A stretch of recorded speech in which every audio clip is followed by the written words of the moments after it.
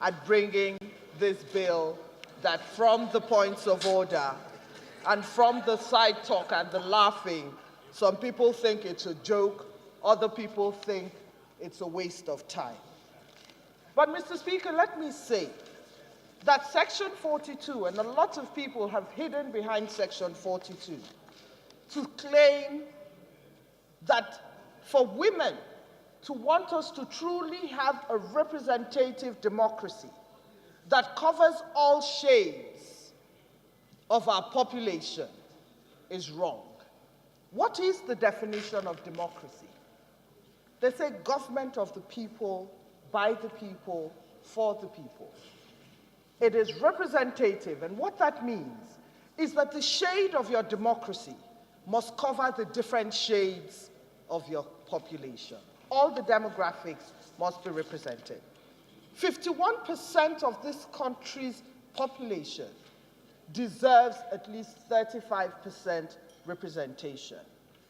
Mr. Speaker, it is said that no bird can fly with one wing and expect to soar.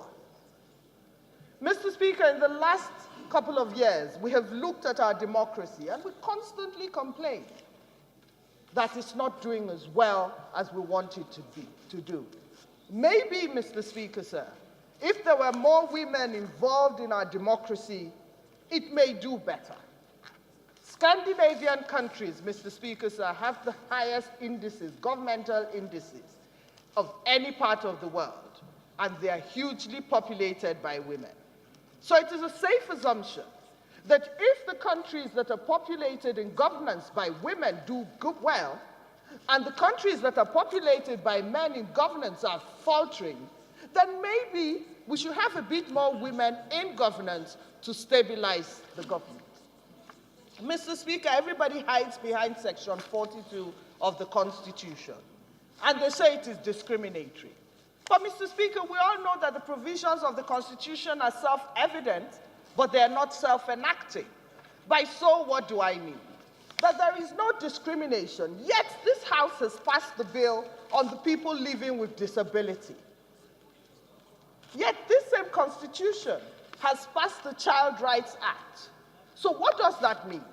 That all these pieces of legislation help the Constitution to achieve that which the Constitution intends in the first place, which is no discrimination against any type of people.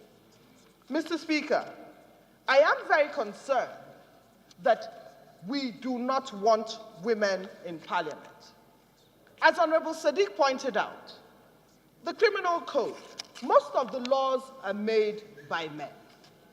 But, Mr. Speaker, there's a huge demographic, the Nigerian woman, who's part of this democracy, who's part of this country, whose voice must be heard. Otherwise, we cannot legitimately say that we have a democracy.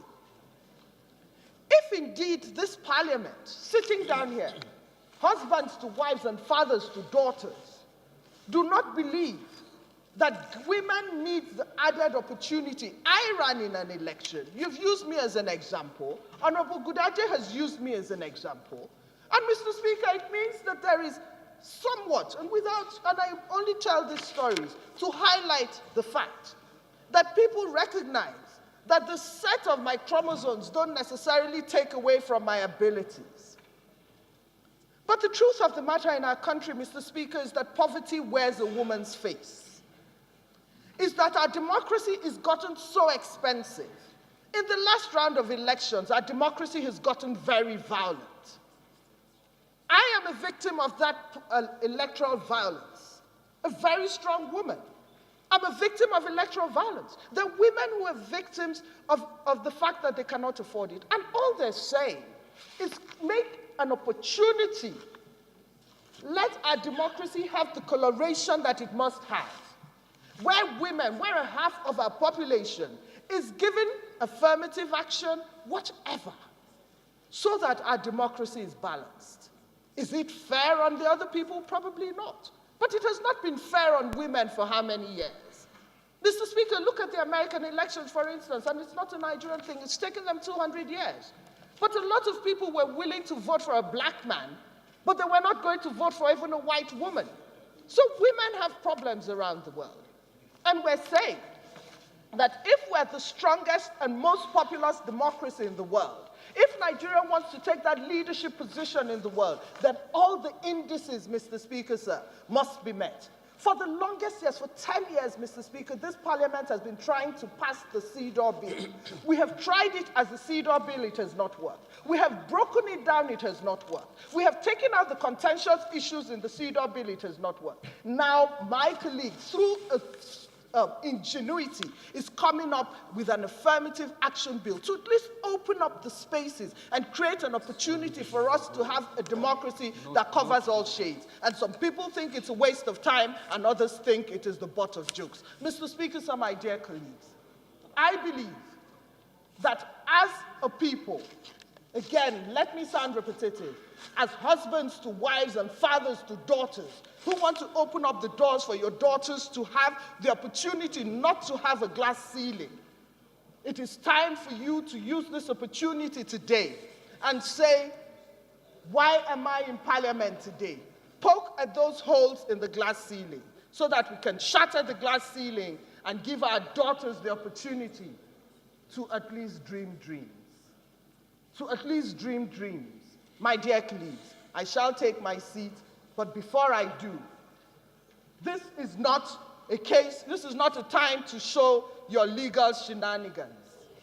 This is a time to do that which is right.